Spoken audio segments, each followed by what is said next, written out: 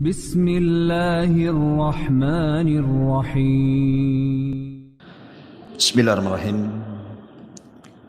Assalamualaikum warahmatullahi wabarakatuh. Alhamdulillah wassalatu wassalamu ala Rasulillah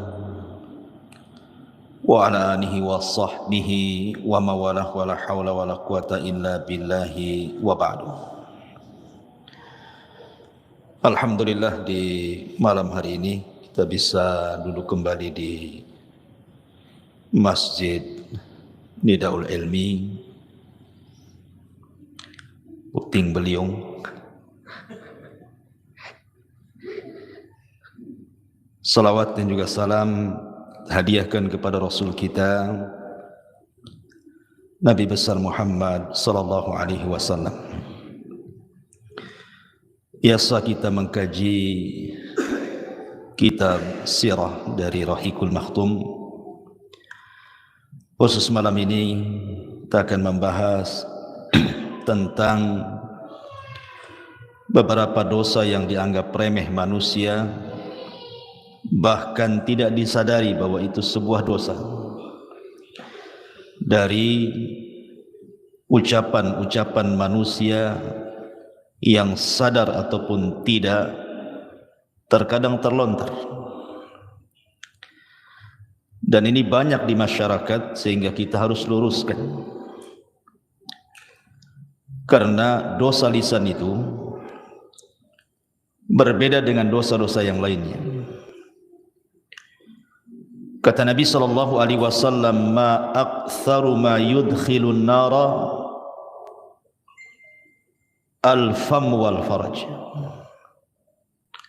Dua lubang yang menjadikan kebanyakan orang masuk neraka itu adalah lisan dan kemaluan.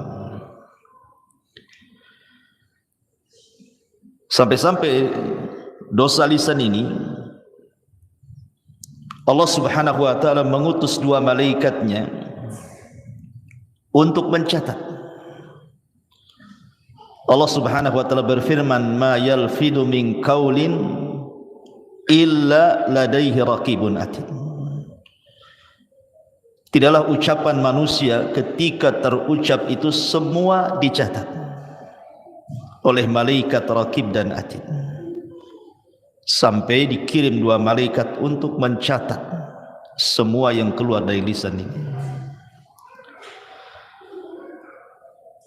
Bahkan terkadang manusia dimasukkan ke neraka itu bukan karena banyak bicara. Boleh jadi mungkin satu kalimat yang dikeluarkan, tapi satu kalimat ini mengandung kemurkaan Allah Subhanahu wa taala, itu sudah cukup memasukkan ia ke dalam neraka. Sebagaimana hadis Nabi sallallahu alaihi wasallam, "Wa innal 'abda la yatakallamu bil kalimati min sukhtillahi la yulki laha balan yahwi biha fi nari jahannam." Sungguh ada seorang hamba, kata Rasul, mengucapkan satu kalimat. Lihat, bahasa Rasul satu kalimat, bukan berkalimat-kalimat. Tapi dalam satu kalimat ini terkandung kemurkaan Allah. Hebatnya dia ucapkan tanpa sadar. Bukan dengan kesadaran dia ucapkan, tanpa sadar pula dia ucapkan. Maka dampaknya cukup melemparkan orang ini ke dalam jahannam. Wajar kalau Nabi sallallahu alaihi wasallam mengatakan kepada Mu'ad, "Thaqilatka ummuka ya Mu'ad, wa hal yakubbun nas fi nari ala wujuhihim aw ala manakhirihim illa hasaidu alsinatihim." Celaka dirimu hai Mu'ad, kebanyakan manusia terjerumus ke dalam neraka di atas wajah dan hidung mereka itu kecuali karena dosa-dosa lisan. Maka malam ini kita akan membahas tentang dosa lisan. Kalimat-kalimat yang biasa diucapkan manusia padahal di dalamnya ada kemurkaan Allah Subhanahu wa taala. Apa saja kalimat-kalimat itu? Yang pertama, kita sering mendengar di masyarakat Kalau ada orang dinasihati, umpamanya seorang perempuan tidak pakai jilbab, dinasihati, pakailah jilbab, tutup aurat, berdosa. Apa katanya? Yang penting hatinya. Sering ngomong gitu kan? Yang penting kan hatinya, Ustadz katanya. Gitu. Ma'asyiral muslimin yang dimuliakan Allah Subhanahu wa taala, ini tersebar kalimat seperti ini. Yang penting hatinya. Dikiranya Allah Subhanahu wa taala itu ya hanya menghisab hati orang saja. Allah itu bukan menghisab itu lantaran kesalahan hati saja. Kesalahan lisan, kesalahan badan, semua dihisab. Makanya dalam hadis yang masyhur, Nabi SAW mengatakan, innallaha la yanzuru ila ajsamikum wala ila suwarikum, walakin yanzuru ila qulubikum wa a'malikum. Allah memang tidak memandang bentuk tubuh kalian ataupun tidak memandang wajah-wajah kalian, tapi yang Allah pandang dua. Pertama hati, dan yang kedua amalan. Amalan ini mencakup badan dan lisan. Maka hati-hati kalau ngomong yang penting hatinya itu. Karena yang dihisab itu bukan hanya sekedar hati, saya ulangi, tetapi juga anggota badan dan juga lisan. Tadi hadis yang saya sebutkan, wa innal abda la yatakallamu bil kalimati min sukhtillahi la yulkilaha balan yahwi sahibuha fi nari jahannam, wa fi riwayatin tahwi bihi sab'ina kharifan finnar. Seorang hamba mengucapkan satu kalimat. Kalimat pakai apa? Pakai hati, pakai lisan.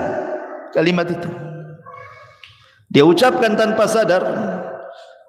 Rupanya kalimat itu mengandung kemurkaan Allah Azza wa Jal, cukup memasukkan dia ke dalam jahannam. Dalam riwayat dilemparkan ke dalam neraka jahannam sedalam 70 tahun. Maka hati-hati ngomong seperti itu. Yang penting hatinya. Orang yang ngomong yang penting hatinya pun belum tentu hatinya baik kan? Kalimat yang penting hatinya, emang hati anda yang ngomong begitu bersih? Kalau hati anda bersih, pasti akan melaksanakan perintah dan menjauhi larangan. Kalau bersih hatinya. Ketika anda mengatakan yang penting hati, menunjukkan hati anda ini kotor sebenarnya, tidak tunduk kepada syariat. Maka hindari kalimat-kalimat seperti ini. Ini kalimat pertama. Kemudian yang kedua, kalau ada orang dinasihati, umpamanya ini ya terbalik nih, wanita ini sudah berjilbab, panjang pula jilbabnya, pakai cadar, niqab, kaos kaki, kaos tangan gitu ya. Tetapi mungkin masih belum bisa meninggalkan perbuatan buruknya seperti ghibah, namimah, masih ada lah gitu. Muncullah kalimat apa? Daripada engkau melakukan ghibah, lepas saja jilbabmu.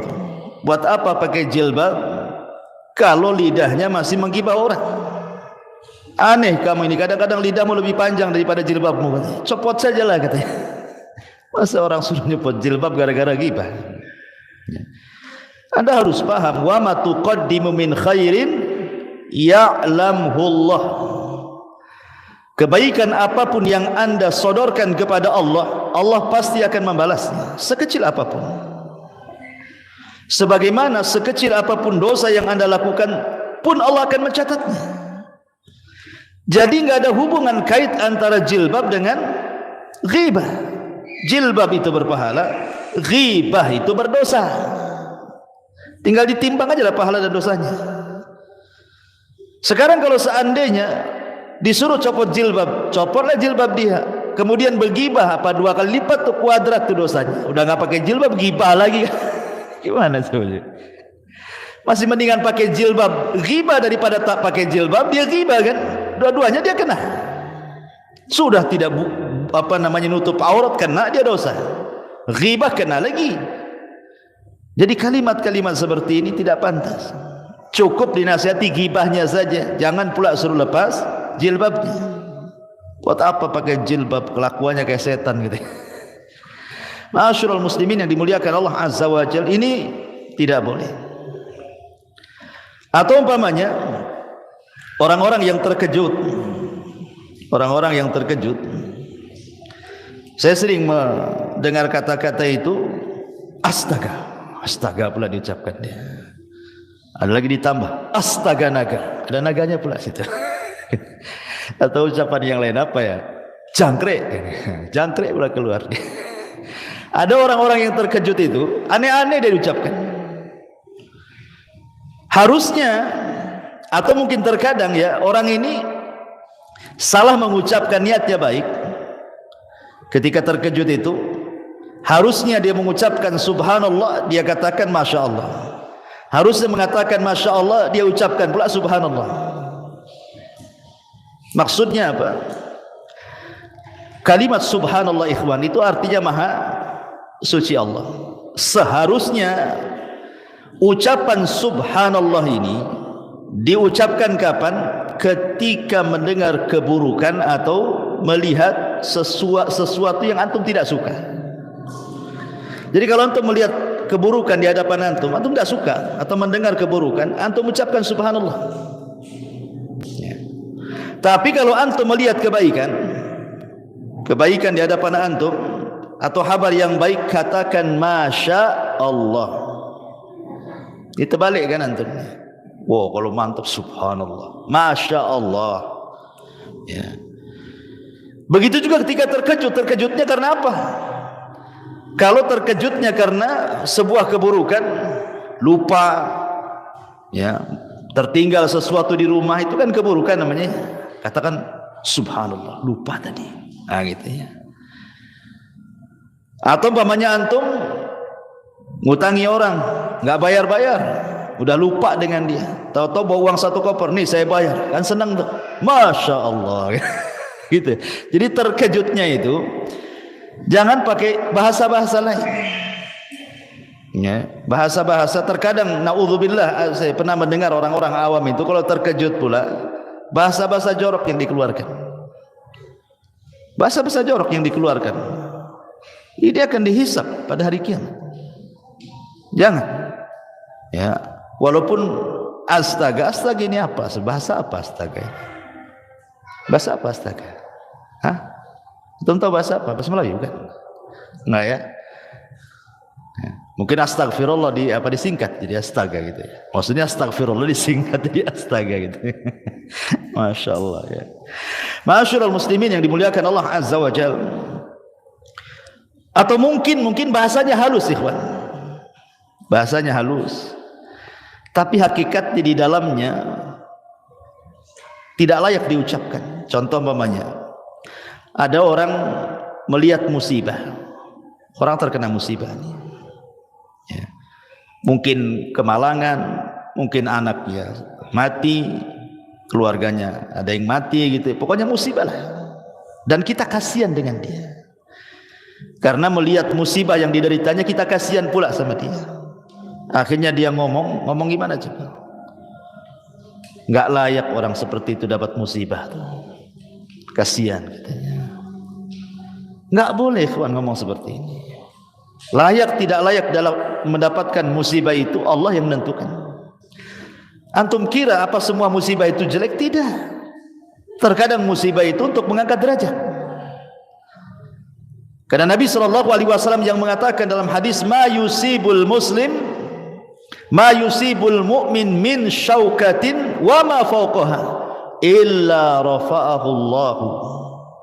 Tidaklah sebuah musibah menimpa seorang mukmin, apakah tertusuk duri atau mungkin di atas itu, terkadang Allah sengaja mengangkat derajatnya.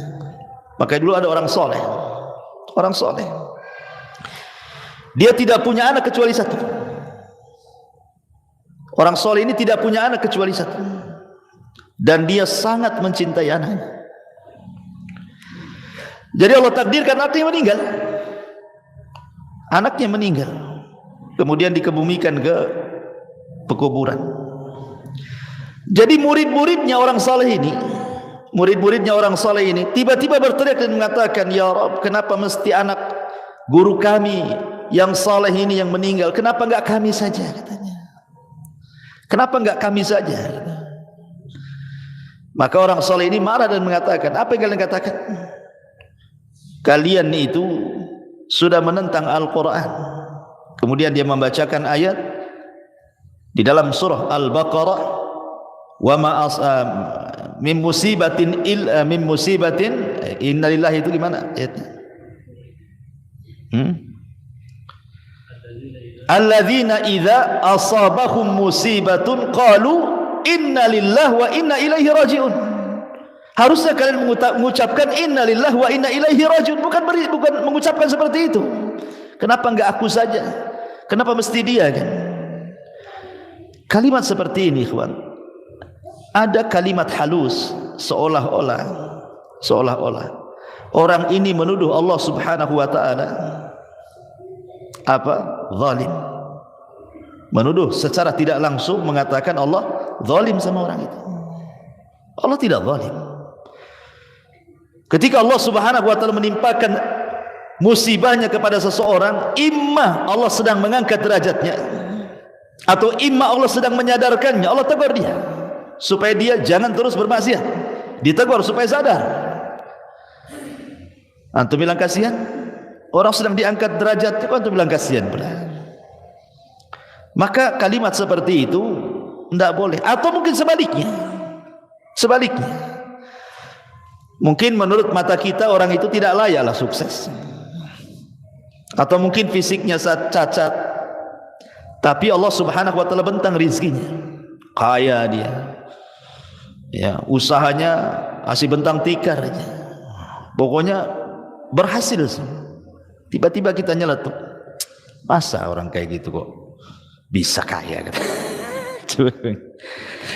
Coba, masa orang kayak gitu? Nggak boleh. Karena Allah Subhanahu wa taala qasama akhlaqakum kama qasama arzaqakum. Allah itu sudah membagi akhlak kalian sebagaimana Allah membagi rizki-rizki kalian. Enggak boleh kita mengucapkan kalimat seperti itu. Karena langsung ataupun tidak, sadar ataupun tidak, Anda sudah menganggap Allah jahil. Mungkin Allah jahil, Allah bodoh, ya, suka-suka dia ngasih gitu. Enggak, Allah ketika memberikan rizki tahu sesuai dengan kemaslahatan hamba itu. Kan Allah yang ciptakan kita. Kalau Allah memberikan rizki itu, Allah paham dengan ilmunya. Kenapa kita kemudian mengatakan seperti itu? Tidak boleh. Karena kalimat seperti ini ada rahasia-rahasia yang tidak bagus, ya, seolah-olah Allah Subhanahu wa taala jahil, tidak paham. Terkadang ikhwan, ada orang-orang itu sengaja Allah Subhanahu wa taala berikan kekayaan. Lau afqartuhu, kata Rasul dalam hadis qudsi, kalau seandainya aku fakirkan dia, la afsadat fi dini, boleh jadi dia rusak agamanya. Atau ada di antara hamba itu, laman yasluhu illa al faqr, lau agnaituhu la afsadat fi dini. Atau ada orang-orang yang sengaja Allah fakirkan, enggak kaya-kaya, usaha macam mana pun enggak kaya-kaya dia. Sebab kata Allah dalam hadis qudsi, sebab kalau aku buat dia kaya makin rusak agamanya. Allah Maha paham ya apa yang diberikan. Enggak boleh kita ngomong seperti itu. Dan ngapain pula antum ngurusi orang? Kok ngurusi orang pula? Itu hasad namanya, ya kan? Maka kalimat-kalimat seperti itu tak layak diucapkan. Ataupun mencela waktu. Nah, ini yang sering, ya, sial banget hari ini. Nah, sering antum dengar gitu, sial banget hari ini. Ataupun mengatakan, pamannya antum diajak pesepak bola nih, hari Rabu pula, ya, kemudian mengatakan, kalau Rabu pasti antum kalah. Jadi kekalahan dinasabkan ke hari Rabu, ya, atau hari Senin gitu ya. Atau orang-orang Jawa gitu ya, ada sebagian mereka yang masih meyakini bulan Suro itu bulan petaka. Kalau datang bulan Suro, aduh ini bulan penuh petaka ini katanya. Bulan Suro dibilang petaka gitu ya. Tidak boleh. Atau lebih parah lagi di zaman edan katanya. Kamu yang edan bukan zaman. Ya. Kalimat-kalimat seperti ini tidak boleh. Kenapa demikian? Imam Syafi'i rahimahullah ta'ala mengatakan, naibuz zaman wal aibu fina wama lizaina atau wama lizamanina aibun siwana. Kata Imam Syafi'i, naibuz zamana wal aibu fina wama lizamanina aibun siwana. Kata Imam Syafi'i rahimahullah ta'ala, kita mencela zaman, waktu, sedangkan yang tercela adalah kita. Tidak ada aib bagi zaman selain aib yang datang dari kita. Tidak boleh kita mengatakan zaman edan. Zaman itu enggak edan sejak zaman dulu, sejak terbit matahari dulu sampai terbenam, sampai hari ini begitu-begitu saja. Hari berlalu datang, minggu pergi datang, bulan entah kemana datang tahun. Semua sama dari dulu sejak Adam sampai sekarang, ya gini-gini saja waktu. Cuman ada yang makin ke sini maksud mendekatkan kiamat, maka makin dipercepat waktu itu. Hanya itu saja. Tapi kalau kita celah zaman dengan mengatakan seperti itu, ini sial banget ini hari ini. Ya. Ini tidak boleh, karena langsung ataupun tidak Anda sedang mencela yang menciptakan zaman, yang membolak-balikan zaman. Kata Rasul, la tasubbu dahra fa inna ma ana dahrun. Jangan kalian celah waktu. Aku yang membolak-balikan waktu, kata Allah. Jadi mencela waktu itu sama dengan mencela yang membolak-balikannya siapa? Allah. Allah antum celah. Ya. Ma'asyiral muslimin yang dimuliakan Allah Azza wa Jalla. Walaupun dalam hal ini ulama membagi tentang hukum mencela waktu ini.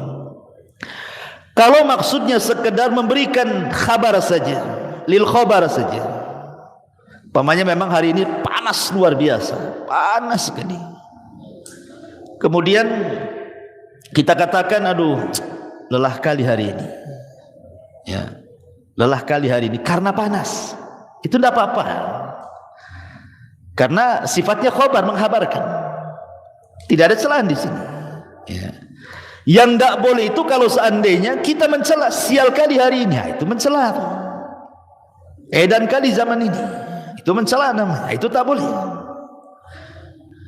Atau yang ketiga bisa jatuh kepada syirkul akbar. Kalau yang tadi mencela zaman bisa saja masuk kepada syirkul asghar atau haram. Tapi kalau dia mencela zaman atau meyakini zaman itulah yang membawa petaka, maka ini bisa syirkul akbar, karena zaman itu tidak bisa apa-apa oleh yang putar. Ya. Menasabkan peristiwa kepada zaman itu salah. Ini juga di antara ucapan yang sering diucapkan manusia. Atau umpamanya berandai-andai. Di masyarakat kan suka tuh ngomong berandai-andai itu. Tapi bukan untuk lil khabar, bukan karena khabar menghabarkan, atau bukan karena sebuah nikmat, bukan. Kalau untuk khabar dan nikmat tidak ada masalah. Contoh umpamanya, seandainya kamu datang kemarin, wah, kami masak-masak nasi kebuli. Ah, itu tidak apa-apa, ngasih kabar, ya kan? Nggak ada masalah kan? Ya. Atau umpamanya dia berandai-andai, andai aku seperti dia, kaya, aku pun sama lah mau haji. Tidak ada masalah. Ya.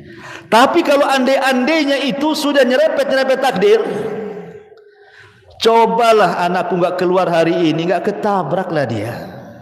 Nah, ini kan nggak boleh ngomong gini. Karena tidak ada urusan keluar dengan tidak keluar dengan soal kematian.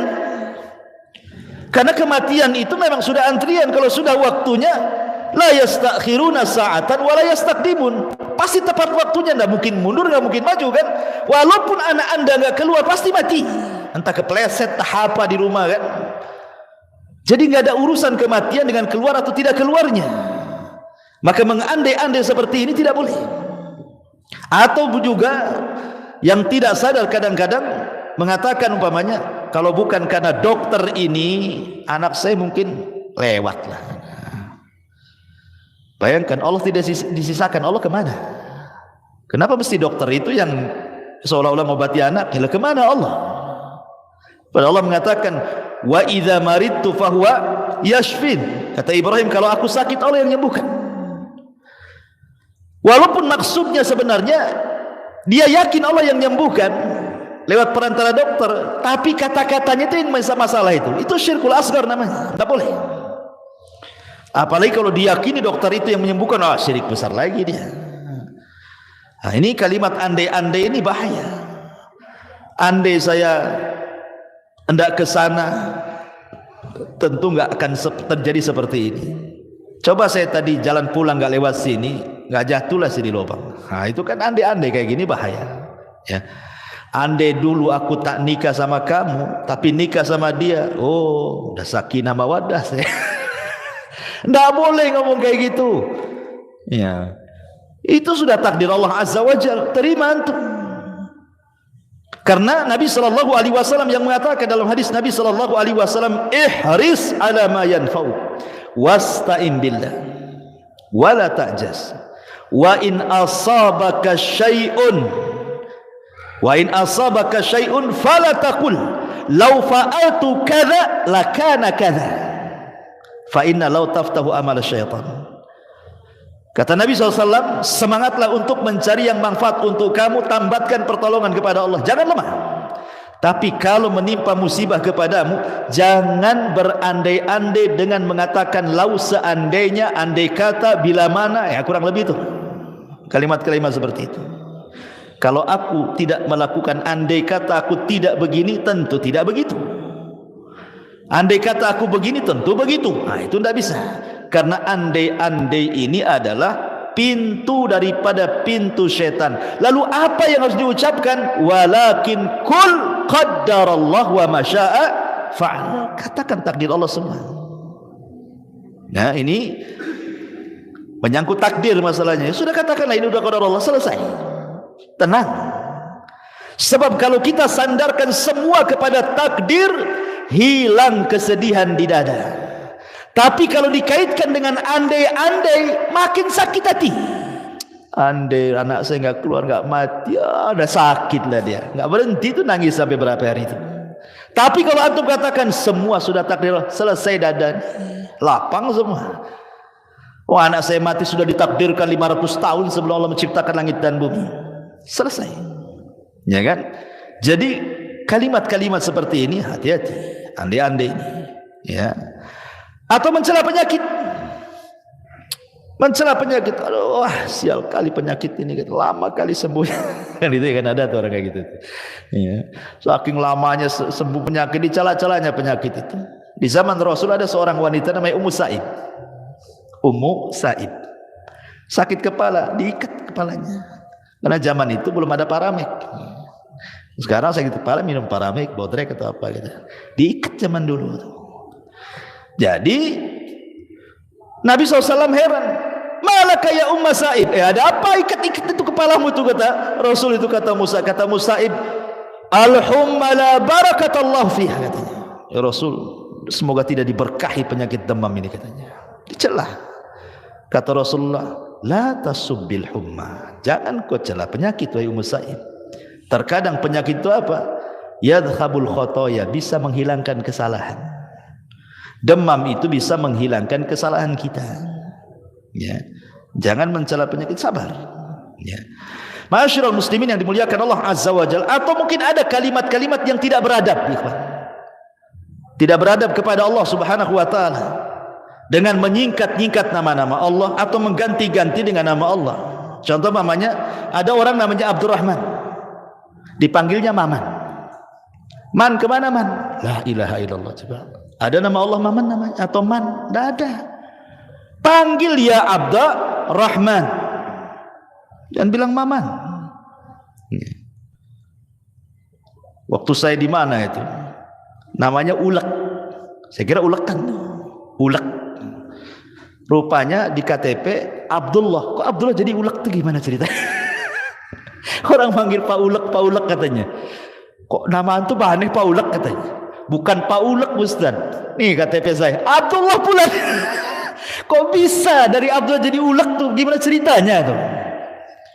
Nah boleh, kalau nama Abdullah itu khairul asma, ikhwan. Sebaik-baik nama Abdullah dan Abdurrahman, sebaik-baik nama loh, bisa diganti.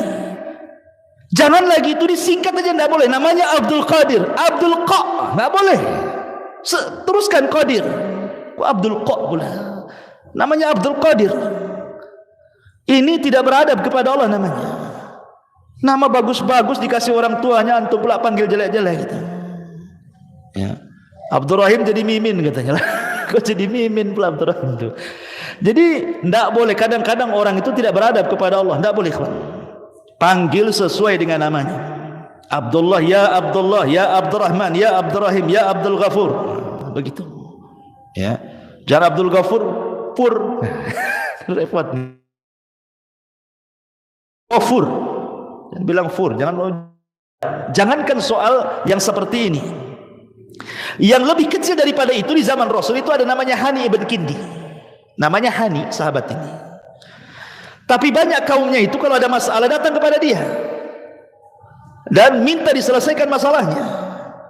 Dan kepiawaian dia mampu pula dia mendamaikan orang bermasalah itu. Jadi kabilahnya kalau ada masalah mesti datang ke dia, dan selalu berdamai. Jadi orang-orang kabilah itu menyebutnya ya Abul Hakam. Namanya Hani ibn Kindi, tapi disebut ya Abul Hakam. Ingat Rasul mengatakan apa? Innallaha huwal hakam wa ilaihil hukm. Allah lah hakam, semua hukum kembali kepada dia. Abul Hakam itu bapak pemutus masalah. Hakam itu artinya. Maka suatu ketika berjumpa dengan Rasulullah, bercerita oleh dia, Rasul, kaumku apabila berselisih mereka datang kepadaku, aku pun berhukum dan mereka pun ridho dua-duanya. Maka orang-orang menyebutnya Abul Hakam. Kata Rasul, apakah kamu punya anak? Ya, punya anak. Berapa? 3. Laki-laki, semua laki-laki. Siapa namanya? Pertama Syureh, yang kedua Muslim, yang ketiga Abdullah. Kata Rasul, anta Abu Syureh, bukan Abul Hakam.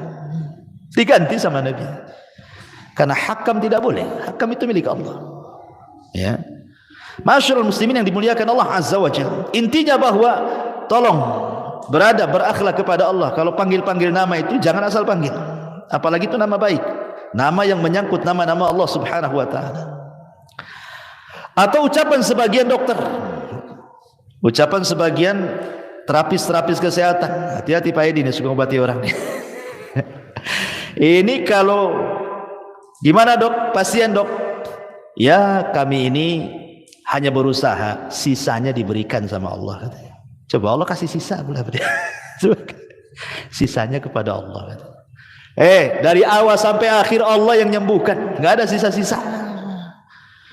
Masa Allah disisain ini gimana? Seolah-olah antum yang paling berjasa, Allah pula sikit sisanya. Akalnya di mana coba? Ya, padahal Allah Subhanahu wa taala jelas-jelas mengatakan kul innal amra kulluhu lillah. Katakan semua perkara itu milik Allah dari awal sampai akhir. Kalau bahasanya mungkin begini, ya saya sih cuma usaha, tapi semuanya saya serahkan kepada Allah. Nah, itu kan bagus tuh. Ini enggak, saya sih ya saya akan usahakan, sisanya saya kasih Allah. Allah disisai dulu. Hati-hati nih yang tukang obat-obat ini kan. Taib. Ini juga masalah. Kemudian juga yang banyak di masyarakat itu menyangkutkan masyiah kepada takdir. Ya, sya'atil aqdar bahasa Arabnya. Mungkin bahasa kitanya ya semua atas kehendak takdir. Semua atas kehendak takdir. Ya kalau takdir berkehendak ya jadilah katanya. Takdir ini makhluk Allah. Masa antum kemudian meletakkan masyiah kepada makhluk? Lanjutkan kata-katanya, semua atas takdir Allah. Allahnya jangan tinggal. Jangan dinasabkan kepada takdir saja. Jadi harus dipahami di sini, takdir kan makhluk Allah. Allah yang kemudian memerintahkan untuk mencatat, dicatat di Lauhil Mahfuz. Lauhil Mahfuz makhluk Allah. Nah, kecuali Al-Quran itu kalamullah. Tapi catatannya seperti di mushaf ya itu makhluk kan gitu ya, kertasnya makhluk. Tapi kalam yang dicatatnya kalamullah. Ya. Jadi ini dan takdir ini kan sifatnya maknawi, ikhwan. Bukan sifatnya hissi bisa diraba. Takdir itu kan maknawi, tidak bisa diraba. Bagaimana kemudian seseorang hanya meletakkan maksiat kepada takdir gitu. Jangan. Bilang semua atas kehendak Allah. Itu lebih tepat lagi. Ya. Taib. Kemudian juga terkadang ada orang yang kadang-kadang marah sama orang. Mungkin benci sama orang itu. Akhirnya dia mengucapkan kalimat seperti ini. Saya haramkan dia ke rumah saya, katanya.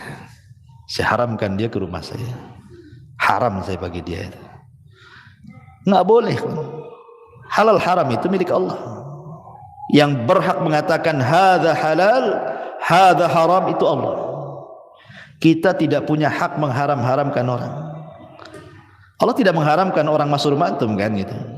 Kecuali kalau seandainya ada orang yang melakukan maksiat, kita katakan haram alaika, haram. Apa ini? Itu benar, mengharamkan yang Allah haramkan kan. Tapi antum mengatakan haram dia menginjak rumah saya lah. Antum mengharamkan sesuatu. Nabi saja ketika mengharamkan madu gara-gara kecemburuan Aisyah dengan Hafsah, akhirnya turun ayat, ya ayyuhan nabi lima tuharrimu ma ahallallahu lak tabtagi mardata azwajik. Hei Nabi, kenapa kau haramkan yang Allah halalkan hanya mencari keridhaan istrimu? Tidak boleh. Ya. Jadi urusan halal haram itu urusan Allah. Bahasanya pakai jangan bahasa haram lah gitu. Saya tidak suka dia datang ke rumah, kan enak gitu ngomong gitu. Saya haramkan dia ke rumah saya. Dia pula yang mengharamkan gitu. Ya. Masyaallah muslimin yang dimuliakan Allah Azza wa Jalla. Atau umpamanya, saya juga sering mendengar kalau ada anak tuh nakal kali, apa kata orang? Dasar anak setan gitu. Ya kan ada kan orang ngomong gitu ya. Oh dasar anak iblis itu gitu. Ya Allah ya Rabb, enggak boleh kayak gitu. Allah mengatakan a antum tazra'unahu am nahnu zari'un. Allah mengatakan a antum tazra'una, kamukah yang menumbuhkan anak itu ataukah Allah Subhanahu wa taala yang menumbuhkannya? Allah yang menciptakan dia dari anak orang, antum bilang anak setan. Nabi SAW pernah mengatakan begini, la taqul ta'isha syaitan fa innaka idza qulta dzalika ta'azam hatta yakuna mithla al bait wa yaqul bi quwwati walakin kul bismillah fa innaka idza qulta dzalik tasaghara hatta yakuna misla dzubab. Jangan kamu mengucapkan celaka setan. Celaka setan sama juga karena anak itu celaka tiba anak setan. Ya, kurang lebih bahasanya itu. Jangan mengatakan celaka setan. Karena ketika kamu mengucapkan kalimat itu, maka setan akan merasa besar dirinya seperti seukuran rumah. Setan akan membanggakan dirinya, dia jatuh karena kekuatanku. Namun ucapkanlah bismillah, karena jika kamu mengucapkan kalimat itu, setan akan mengecil hingga seperti lalat, kata Rasul. Ya. Jadi ingat, jangan sembarang orang mengatakan anak setan, anak iblis gitu ya. Tak boleh. Itu anak orang itu. Bapaknya tahu marahlah. Ini anak saya, bukan anak setan. Bisa marah tuh. Ya, ini kalimat-kalimat seperti ini tidak boleh. Dan termasuk mencela, tidak boleh. Ya. Ataupun umpamanya seseorang membanggakan dirinya, aku lebih baik dari dia lah katanya. Nah, itu sering terjadi tuh. Antar kita aja gitu. Aku lebih bisa daripada dia, lebih hebat, lebih bisa, lebih semuanya. Itu ananiyah namanya. Ini ucapan yang pertama kali ngucap kalimat ini iblis, ana khairun minhu khalaqtani minar wa khalaqtahu min tin. Aku lebih baik dari Adam. Kau ciptakan aku dari api, kau ciptakan dari tanah. Ananiyah, kalau sudah aku ini hati-hati. Ya. Ya, ana khairun min, aku lebih baik dari dia. Kecuali kalau tidak menyebut dia, insyaallah kalau saya kerjakan saya lebih baik lah. Tapi saya enggak menyombongkan dengan orang kan. Kalau hanya ngomong begitu saya enggak ada masalah. Kemudian juga melakobi orang dengan lakob-lakob binatang. Itu si babi, kan ada saya pernah dengar. Si anjing, si babi, si goblok, si kerbau, si dungu, wah macam-macam di masyarakat ini. Tidak boleh melakobi orang seperti itu. Manusia itu diciptakan laqad khalaqnal insana fi ahsani taqwim. Kok antum pula panggil dengan bahasa binatang? Ya ayyuhalladzina amanu la yaskhar qaumun min qaumin asa an yakunu khairan minhum wala nisa min nisa'i asa an yakuna khairan minhunna wala talmizu anfusakum wala tanabazu bil alqab bi'sal ismul fusuqu ba'dal iman. Wahai orang-orang yang beriman, janganlah satu kaum mengolok-olok kaum yang lainnya. Boleh jadi mereka ini para olok-olok jauh lebih baik daripada mereka yang mengolok-olok, dan jangan pula perempuan-perempuan mengolok-olok perempuan yang lain. Boleh jadi perempuan yang diolok-olok lebih baik daripada yang mengolok-olok, dan jangan pula kalian saling mencela dan memberikan lakob-lakob buruk sama orang. Nggak boleh. Ini kan kasar ya, si anjing, si babi, si dungu, si goblok, si ya Allah ya, ngeri itu kalimat-kalimat itu. Jangan seperti itu. Mencela fisik orang saja tidak boleh. Apa bahasa trennya itu? Body apa? Shaming. Ya, itu kan pernah viral juga ya, body shaming itu ya. Ya kan ada ya dulu ya. Sampai saya dengar ada aturan negara itu keluar gara-gara body shaming itu kan. Ya gimana coba? Mau tembem pipinya kok kayak bakso.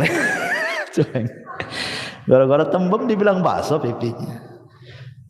Atau pipi kok di pinggang katanya. Karena pinggangnya mungkin tembem gitu. Subhanallah. La haula wala. Gigi kayak gergaji gitu ya, karena lubang-lubang gitu ya. Itu janggut apa akar siwak gitu. Subhanallah ikhwan. Body shaming tidak boleh, haram. Antum mencela body orang itu sama dengan mencela yang menciptakannya. Tidak boleh. Di zaman Rasul ada seorang namanya sahabat Abdullah bin Mas'ud radhiyallahu anhu. Abdullah bin Mas'ud ini naik ke atas pohon kurma. Pohon kurma. Dia kan kurus sekali, kurus ceking Abdullah bin Mas'ud itu. Jadi betisnya itu kayak kulit berbalut tulang saja, atau tulang berbalut kulit saja, enggak ada dagingnya. Naik dia ke pohon kurma, datang pula angin, tersingkap pula betisnya. Semua sahabat mentertawakan betisnya Abdullah bin Mas'ud karena kecilnya. Dari as-sabiqun al-awwalun. Marah Rasul dan mengatakan walladzi nafsi biyadihi la tadhaku, katanya. Kemudian Rasul mengatakan lahuma, maksudnya betisnya Abdullah bin Mas'ud, athqal fil mizani min jabalil Uhud, kata Rasul. Jangan kalian mencela betisnya, kedua betis Abdullah bin Mas'ud. Abdullah bin Mas'ud, kalau ditimbang kedua betis itu di hadapan Allah, itu gunung Uhud tidak lebih berat daripada kedua betisnya, katanya. Artinya dua betis Abdullah bin Mas'ud jauh lebih berat kalau ditimbang di hadapan Allah daripada gunung Uhud. Tidak boleh. Ya, body shaming itu tidak boleh. Mencela fisik orang. Ya, ketinggian pohon kelapa kan itu. Kependekan cebol atau apa istilahnya kan. Di masyarakat kan banyak tuh. Ya, bahasa-bahasa yang kadang-kadang ngeri gitu. Gemuk bilang gajah kan itu. Coba yang kan. Gemuk dibilang gajah, ya. Kurus dibilang apa tuh? Apa istilahnya kurus tuh? Ceking kan itu. Nah, kalau ceking bahasa lain dari kurus ya tidak apa-apa lah kan. Kalau kurus mau dibilang apa namanya? Ya itu tuh lidi, badan kayak lidi, nggak boleh itu. Ya, body shaming itu tidak boleh, haram dalam Islam. Makanya saya setuju juga negara buat pasal-pasal seperti ini ya. Taib. Kemudian juga yang lain, tatayur. Seperti orang mengatakan, wah malam ini pas ada yang mati nih katanya. Kenapa? Nampak ada burung hitam di atas katanya. Itu tatayur, tidak boleh. Menasabkan kematian kepada burung. Kemudian mata kiri berkedip-kedip. Aduh sial nih kayaknya. Kenapa? Mata kiri berkedip-kedip. Apa urusan sial dengan mata berkedip yang kiri? Tapi kalau giliran tangan kanan pula yang kesemutan, wah ini pasti rezeki datang ini. Senang. Tidak boleh, ini namanya tatayur. Tatayur itu tidak boleh. Atiyaratu syirkun, atiyaratu syirkun, atiyaratu syirkun, kata Rasul. 3 kali Rasul mengatakan. Tatayur itu syirik. Tidak boleh. Menasabkan sesuatu kepada benda atau menganggap sial ataupun untung kepada sesuatu yang dilihat, didengar, dimimpikan. Kadang-kadang mimpi jelek dibilang dapat musibah. Mimpi jelek dari setan. Kalau mimpi jelek dari setan artinya tidak mungkin terjadi. Jangan dipikirin. Gara-gara orang stres, orang stres gara-gara mimpi buruk. Takut tertimpa musibah. Enggak. Mimpi buruk itu hanya sekedar mimpi, tidak mungkin terjadi dalam kehidupan nyata. Karena itu datang dari setan. Lain kalau mimpi baik datang dari Allah. Boleh diceritakan, dapat takwil bagus, mudah-mudahan diaminkan, dapatlah apa yang dicita-citakan, kan gitu. Tapi kalau mimpi buruk semua dari setan dan gak akan mungkin terjadi dalam kenyataan, kan dari setan. Atau ghazwatul fikri, karena banyak pikiran ke bawah mimpi, banyak pikiran tuh, banyak utang, ke bawah mimpi, akhirnya ditagih pula dalam mimpi. Kepikiran kan itu ya. Ya, itu tidak akan terjadi. Ghazul fikri itu atau dari setan. Yang memungkinkan terjadi itu kalau mimpi baik. Nah, mungkinlah cerita, karena memang Rasul yang nyuruh mimpi baik. Ya. Kemudian juga kadang ada orang-orang yang masih menasabkan kepada bintang, mungkin usahanya si gulung tikar gitu ya, nggak pernah sukses. Tanya kawannya, kamu itu lahir bulan apa sih sebenarnya sih? Mei. Patah saja, kambingnya kayak kerbau katanya. Kambing domba tuh katanya. Bintang apa tuh? Ya. Atau mungkin orang cerewet kali itu, jangan kamu lahir ini bintang kalajengking nih, suka nyengat orang. Itu ya, nggak bisa antum ngomong kayak gitu dikait-kaitkan dengan bintang, karena ini nggak boleh, ini nujum. Nabi SAW mengatakan, man iktabasa ilman minan nujum faqad iktabasa syu'batan minas sihri zada ma zada, kata Rasul. Siapa yang memperdalam ilmu perbintangan, maksudnya ilmu taksir bukan tasir. Kalau tasir tidak apa-apa kayak digunakan BMKG, tapi kalau taksir, bahwa bintang memberikan pengaruh kepada peristiwa bumi, itu yang tak boleh. Siapa yang mempelajari ilmu perbintangan untuk ilmu taksir, maka dia sama dengan mempelajari sihir, makin dalam makin kufur dia. Jadi ya, ini walaupun ngomong-ngomong kayak gini tetap tidak boleh. Bercanda Ustaz tetap tidak boleh.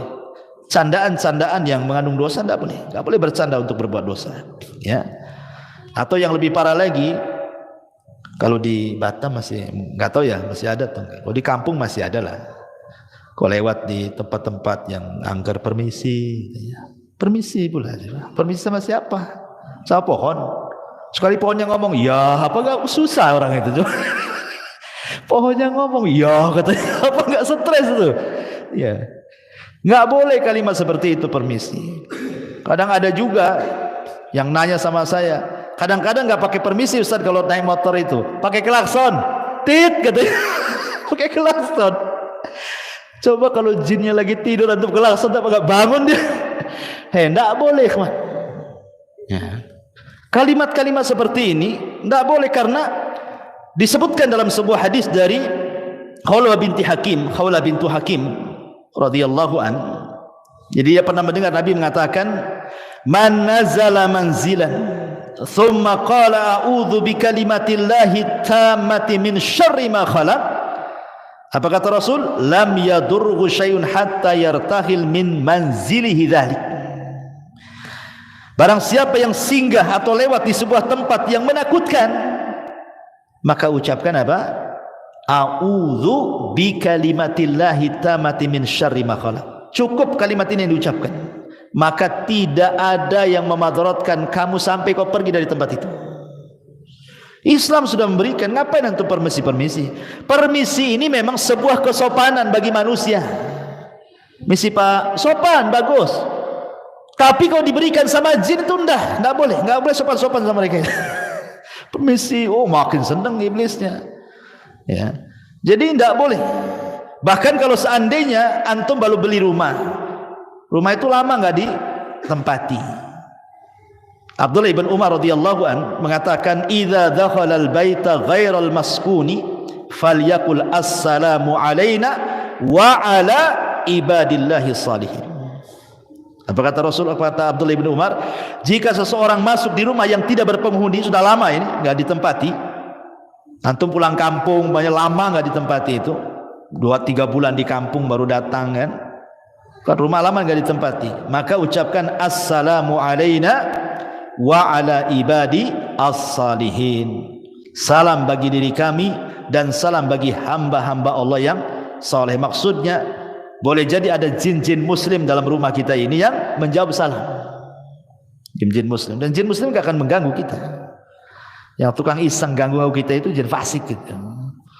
Ya kadang-kadang buat suara gitu kan. Senggolnya kaleng kongguan jugreng malam-malam tuh. Takutlah orang kan. Banyak anak kucing kan itu. Kadang-kadang gorden gelebar. Sebenarnya nggak ada setannya, antum lupa nutup jendela itu sebenarnya. Angin masuk, gelebar. Ini sudah ikut-ikut merinding. Ada apa gorden digugur gerak-gerak gitu ya kan? Ya, ikhwan, atau mungkin suara angin. Memang setan itu akan masuk dalam semua media, entah angin, entah suara, entah bayangan. Memang sengaja nakut-nakuti kita sebenarnya. Makanya kata Nabi SAW, kalau antum lewat ke sebuah tempat yang menakutkan dalam rumah, cukup menyebutkan Bismillah wala tubali, kata Rasul. Ya, orang takut nih mau keluar rumah, entah ada barang yang tertinggal di luar mau ngambil, malam-malam pula gitu kan, anjing tangga pula berisik gitu ya, gelap pula lampu, hujan pula deras, la ilaha, samping kuburan pula rumahnya, makin lah kan gitu kan. Jadi cukup mengucapkan Bismillah, jangan pedulikan. Atau ibu-ibu ini mau ngambil sesuatu di dapur, haus, malam-malam, jam 1 bangun, listrik mati, penerangannya pakai handphone aja. Ya. Kemudian di center-center gitu, mana nih minuman letak di mana, mulai takut. Maka kata Rasul, Bismillah, jangan pedulikan di dapur, ambil air, bergegas. Kalau takut lari kan itu ya. Tapi jangan ditabrak-tabrak pula. Minum sudah selesai. Bismillah. Takut kepada setan tidak syirik, karena setan itu musuh kepada kita. Sama dengan kita takut sama orang jahat, tidak syirik. Ya, ada orang ngancam kita, saya bunuh kamu, wajar kita takut. Ya, takut sama setan juga wajar, karena setan musuh kita. Yang tidak wajar itu kalau kemudian kita ladeni mereka. Browsing dia, setan takut sama bawang gantung katanya. Gantunglah semua bawang di pintu, sama garam disebarlah, habislah debu dapur. Ikhwan, sayang kan? Itu apa coba? Atau teriak-teriak, hei siapa di dapur? Sekali ada yang jawab, apa antum gak stres? Kan gitu. Jadi tidak boleh, nggak usah, kata Rasul, jangan dipedulikan, cukup baca basmalah saja. Beranikan. Karena hakikatnya mereka juga takut dengan kita, sebagaimana kita pun takut sama dia sebenarnya. Jadi kalau kita berani, mereka takut. Kalau kita takut, mereka pula yang berani. Nah, sekarang adu mental aja di situ tuh. Antum adu mental di situ. Kalau berani, mereka takut. Kalau kita takut, mereka pula berani ya. Tapi jangan pula uka-uka antum tes keberanian itu. Nah, yang kesurupan lah antum. Uka-uka di Barelang sana. Ya, banyaklah kesurupan. Ngapain pula antum ganggu sarang jin pula? Ya, bukan itu uji mental, uji nyali itu. Ma'asyiral muslimin yang dimuliakan Allah Azza wa Jalla. Kemudian juga ini kalimat-kalimat yang ya menurut saya sih ngeri sekali ya, kalimat-kalimat seperti ini kan. Sebaiknya jangan diucapkan. Ya, izin kepada jin, lewat permisi. Ya, maka itu dilarang dalam Islam, karena bagaimanapun bagi seorang yang muwahhid tidak pantas takut kepada setan. Takut itu hanya diberikan kepada Allah Subhanahu wa taala. Ya. Kemudian juga kalimat sumpah, demi bapakku, ya kan? Demi ibuku tolonglah. Tidak boleh. Bersumpah kepada selain Allah, apakah kepada ibu bapak kita, dilarang dalam Al-Qur'an. Allah mengatakan di dalam Al-Qur'anul Karim, ala innallaha, dalam sebuah hadis, dalam sebuah hadis yang dikeluarkan Bukhari dan Muslim, Nabi mengatakan, innallaha yanhaakum an takhlifu bi abaikum, faman kana halifan falyakhlif billahi aw liyasmut. Kata Nabi, Allah melarang kalian untuk bersumpah kepada bapak moyang kalian atau kepada bapak-bapak kalian. Kalau hendak bersumpah, maka bersumpahlah kepada Allah. Demi Allah, jangan demi bapakku, demi ibuku, nggak boleh. Ustaz, demi cintaku padamu, gimana? Ya. Kalau itu jadi sumpah, tidak boleh. Kalau itu maksudnya sumpah. Demi cintaku lo dimaksudkan sumpah, tidak boleh. Syirik asghar tidak boleh. Karena Rasul mengatakan falyahlib billahi aw liyasmut. Bersumpah kepada Allah, kalau tidak bisa diam. Kalau tidak bisa diam. Ya. Ini juga hal-hal yang terkadang di masyarakat itu sering kita mendengarnya. Apalagi kawan ya, biasanya yang sering antum dengar apa lagi? Ada antum dengar istilah-istilah lagi di masyarakat. Ya. Ini yang saya catat aja ya. Lah kalau yang seperti ini aja terlarang. Apalagi lebih daripada ini. Mencela Allah, mencela Islam, mencela Al-Quran. Masyaallah muslimin yang dimuliakan Allah Azza wa Jalla. Kapan hari saya dengar YouTube itu ya? Ya. Jadi di YouTube itu ada orang yang mencela seolah-olah mungkin dia melihat ada kelakuan beberapa umat Islam. Kelakuan mungkin menurut pandangan dia tidak sesuai dengan syariat. Akhirnya dia mengatakan, kalau Islam kayak gitu lebih baik aku kafir katanya. Ini enggak boleh kawan kalimat ini. Masa mendoakan kekafiran seperti itu? Enggak boleh. Seolah-olah kemudian mengeneralisir semua orang kayak dia kan itu. Ya kalau memang dia saja salahkan. Jangan kalau Islam kayak dia enggak akan saya masuk Islam, saya kafir aja katanya. Sampai kemudian mengatakan sejak kapan Nabi Muhammad itu agamanya Islam tuh? Otak di mana otak jadi dengkul gini ya. Masyaallah muslimin yang dimuliakan Allah Azza wa Jalla. Kok bisa dia mengatakan seperti itu? Liberal, pemahaman liberal ya. Dengan mengatakan mana sejak kapan Nabi Muhammad itu Muslim? Bukan liberal, maunya itu menyamakan semua agama kan begitu. Allah mengatakan faqulu syahadu bi anna muslimun. Faqulu syahadu bi anna muslimun. Katakan saya ini muslim, berserah diri itu artinya. Karena Islam itu artinya berserah diri. Ya. Dan makna Islam itu salah satunya apa? Bara'atu minasyirki wa ahli. Berlepas dari kesyirikan dan para pelakunya. Kalau semua agama sama, tidak sama. Karena di antara makna Islam itu adalah bara'atu minasyirki wa ahli. Berlepas dari kesyirikan dan para pelakunya. Sekarang Nasrani di mata kita mereka musyrik karena menyatakan Isa itu Tuhan, menyekutukan kan. Yahudi kita katakan bukan hanya kafir juga gitu. Ada bau-bau musyriknya mengatakan Uzair itu anak Allah. Allah mengatakan qul huwallahu ahad, Allahus samad. Lam yalid wa lam yulad wa lam yakul lahu kufuwan ahad. Allah yang mengatakan lam yalid wa lam yulad, dia pula yalid yulad. Gimana ceritanya? Ya. Jadi ini kalimat-kalimat bisa saja masuk kemunafikan, menghancurkan Islam dari dalam orang kayak gini. Ya, itu loh yang kribo-kribo tuh, ya, yang ngomong tuh ya. Masyaallah muslimin yang dimuliakan Allah Azza wa Jalla. Ataupun seseorang mengaku memiliki nasab kepada Nabi, tetapi sebenarnya tidak ada bukti nasab dia kepada Nabi. Saya loh Habib juga loh. Nah, saya Habib, saya ini dari kabilah Asegab atau kabilah apa gitu ya. Nah, biasanya kan hanya ngaku saja, nggak ada buktinya.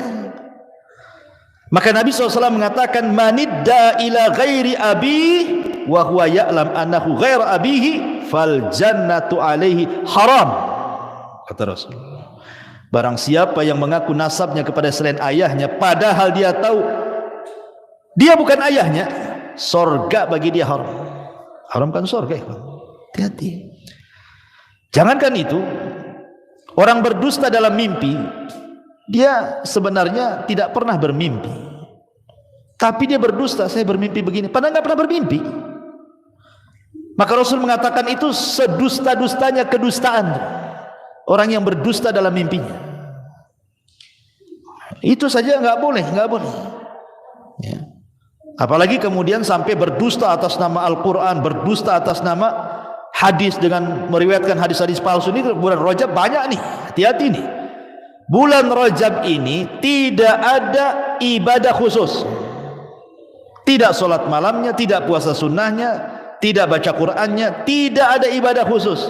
Walaupun semua ibadah diberikan pahala besar, maksudnya ibadah rutinitas yang kita lakukan, tapi kalau dikhususkan itu hadisnya kalau tidak maudhu, dhaif. Dhaif dan maudhu antara itu saja. Kata Syekhul Islam Ibn Taimiyah rahimahullahu taala.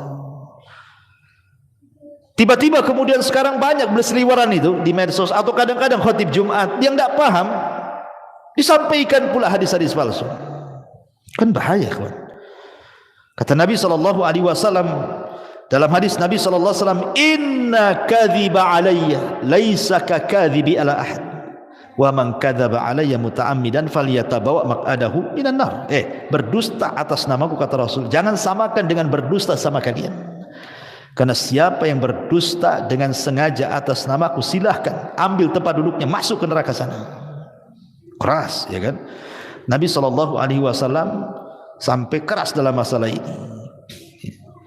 Masyaallah muslimin yang dimuliakan Allah Azza wa Jalla, belum lagi laknat di masyarakat kan banyak sekali mudah-mudah melaknat. Dikit-dikit bilang goblok, dungu, setan, macam-macam, ya kan? Ucapan-ucapan itu makin di orang awam biasa kalimat itu kan. Tapi kita orang yang sudah ngaji ini takut mengucapkan kalimat itu.